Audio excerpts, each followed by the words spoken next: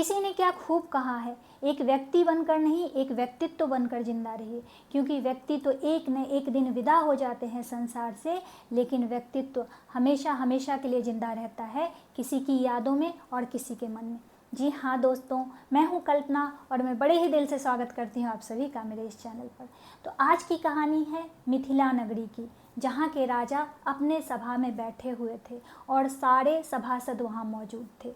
उसी समय एक आदमी का आगमन होता है जिसके हाथ में काठ की एक संदूक है। वो आदमी राजा के सामने आके सर झुकाता है और कहता है, महाराज मैं ईरान से आया हूँ, मैं एक व्यापारी हूँ। मैंने आपकी नगरी के बारे में बहुत सुना है। मैंने सुना है कि यहाँ के लोग बहुत चतुर और बहुत बुद्धिमान होते हैं। तो मैंने सोचा कि मैं भी कुछ सवाल के जवाब पूछूं। अगर मेरे सवालों के जवाब मिल जाएंगे तो मैं आपके खिदमत में ज़िंदगी भर हाजिर रहूँगा। अगर आपकी आज्ञा हो तो क्या मैं सवाल पूछ सकता हूँ? राजा ने सारे सभासद की ओर देखा और व्यापारी को कहा कि तुम सवाल पूछ सकते हो। तो व्यापारी ने कहा कि मेरी जो एक काठ की संदूक है, इसमें एक ऐसी चीज़ रखी हुई है जो बिना बीज के, बिना पानी डाले पेड़ उगा सकती है। और इतना ही नहीं, ये पेड़ केवल रात को दिखाई देता है। ये सुन के सारे सभासद एक दूसरे का मुंह देख रहे थे। किसी के पास इस सवाल का कोई जवाब नहीं था। वहाँ पे गोनू झा उपस्थित थे, जो अपने बुद्धिमत्ता और अपने चातुर्य के कारण बहुत लोकप्रियता पा रहे थे।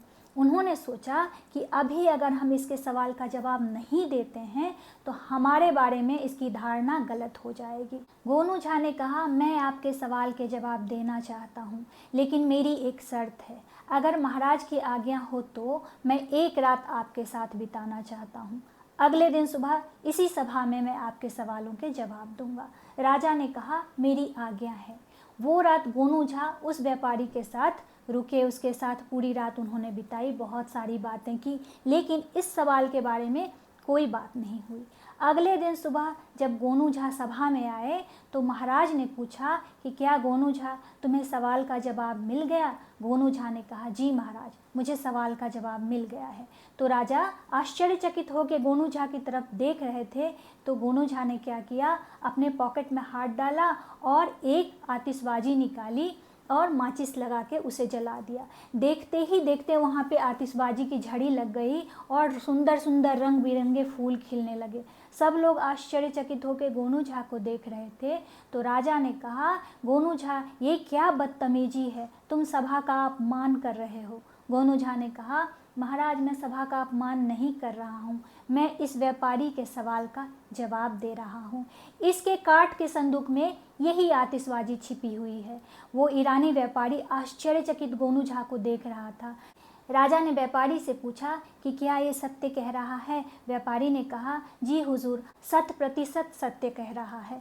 मेरे इस संदूक में आतिशबाजी ही रखी हुई है, लेकिन मुझे नहीं पता इस आदमी को इस बारे में कैसे पता चला। राजा ने कहा, गोनू झा, तुम्हें कैसे पता चला कि इसके अंदर आतिशबाजी है? गोनू झा ने कहा कि रात में हम दोनों जब बात कर रहे थे तो बातों ही बातों में इसने कहा कि ईरान में इसका एक आतिशबाजी का दुकान है, और मैं तभी समझ गया कि इसके संदूकचे में कुछ और नहीं, आतिशबाजी रखी हुई है। गोनू झा के इस चातुर्य पे सब लोग ताली बजाने लगे। वो आदमी गोनू झा के सामने हाथ जोड़ के खड़ा हो गया और कहने लगा कि मैं आपकी बुद्धिमत्ता को मान गया, आप जो भी कहेंगे मैं करने को तैयार हूँ। गोनू झा ने कहा, यूँ तो मुझे तुमसे कुछ कहना नहीं है, सिर्फ यही कहना चाहता हूँ कि कभी भी सामने वाले को छोटा मत आंको, क्योंकि हर सवाल का जवाब है। ज़रूरत है थोड़े समय की, थोड़ा वक्त की, अगर थोड़ा वक्त लेके दो तो हर सवाल का जवाब दे सकते हो। तो देखा आपने, कोई भी सवाल ऐसा नहीं है जिसका जवाब नहीं है, क्योंकि हर सवाल अपने आप में एक जवाब छुपा के रखता है। आप कुछ समय उस सवाल के साथ ठहरिए, जवाब आपको अपने आप मिल जाएगा।